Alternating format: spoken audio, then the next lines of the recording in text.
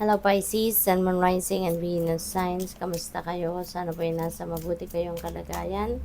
Welcome back po sa Star Tarot. Kung bago kayo dito, welcome din kayo. Thank you for your support. I truly appreciate it. God bless you all, Pisces. Paunang mensahe ninyo ay The Fool.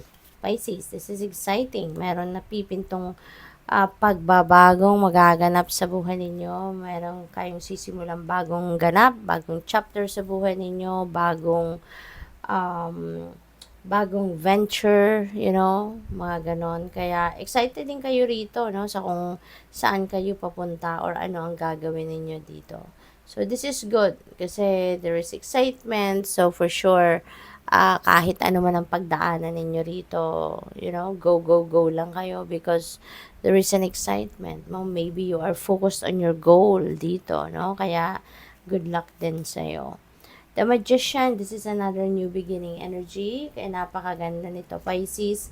Maybe, ang karamihan sa inyo rito, you are going to pursue your goals and your dreams sa ngayon. Kasi siguro, eto na nakikita nyo na yung mga oportunidad na nasa paligid ninyo. Nakikita nyo na ito na yung maghahatid sa inyo sa tagumpay. Nakikita nyo na ito na yung makakasuporta sa iyo para ma-achieve na ninyo yung mga gusto ninyong ma-achieve, no? Kaya this is really beautiful. Okay? Really beautiful na hindi na kayo magpapatumpik-tumpik pa. You are definitely going to get on your feet and magsisimula na kayong gawa ng mga bagay na gusto ninyong gawin dito para may matupad na ang mga pangarap ninyo.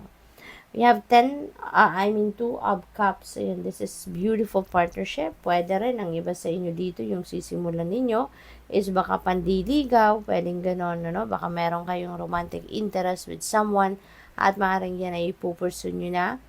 At baka mauwi, no, sa isang magandang relationship, romantic relationship yan.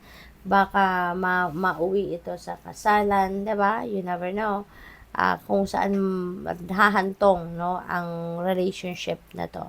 Pwede rin na meron kayong makikilala mga bagong tao na magiging kaibigan ninyo or business partner. Pwede rin na ganun ang maging ganap dito for some of you. Kaya whatever the case may be, good luck po sa inyo. We have Knight of Wands. Ayan. So may travel, no? Nagagawin ng iba sa inyo dito. Pisces, maaari yung travel na to related dito sa kung ano mga sisimulan ninyong bagong ganap, no, sa buhay ninyo. Baka meron kayong business expansion, pag-aaral, mga ganun ba na kailangan pa ninyong umalis sa kung nasaan kayo, baka ganon, ano. At this is a fast moving energy din, ano, si Knight of Wands, kaya mag-iingat din kayo, no, hindi kayo din basta-bastang magdedesisyon. Make sure na mag-tune in kayo sa inyong intuition. Pakinggan ninyo kung ano yung bulong ng intuition ninyo so that you will be guided, okay? We have Page of Swords, ayan, so marami kayong alam, no, Pisces, maybe then nagre-research kayo or marami na kayong ni-research na impormasyon. Marami na kayong facts na nakuha dito. Kaya, hindi na kayo magpapatumpik-tumpik pa. Sisimulan nyo na, no, kung ano man ang mga balak ninyong gawin dito. Kasi, alam nyo na, no, may mga impormasyon na kayong hawak that can guide you, no, kung ano na mga dapat ninyong gawin. So, which is really good. What else? We have number 39, community. Wala kayong dapat na ipag-alala. Kasi sa mga gagawin ninyo ito, you have the support of your community. You have the support of the people around you. No? Kaya napakaswerte din ninyo kasi meron kayong mga group of friends or family members or kakilala lang na laging nandiyan handang tumulong sa'yo.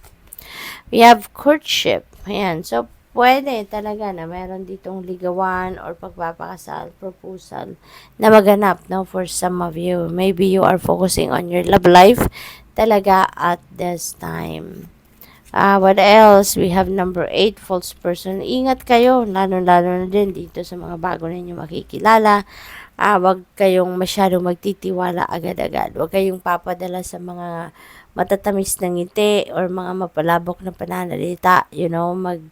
Mag-isip kayong mabuti. Okay? Kasi And also, follow your intuition. Kasi feeling ko dito, mayroong mga mambubudol, manluloko, merong mga nag-iisip ng hindi maganda towards you. Okay? Kaya be vigilant. We have mature woman. Ayan. So, si mature woman, this could be anyone sa buhay ninyo. Pwedeng ma'am ninyo to, pwedeng grandma, pwedeng boss ninyo to, or baka meron kayong consultations with professionals tulad na lamang ng abogado, mga ganon, no? Or doktor, or kung sino man, ano, depende sa inyong sitwasyon. So, good luck sa'yo. Thank you for watching. Love and light. Namaste.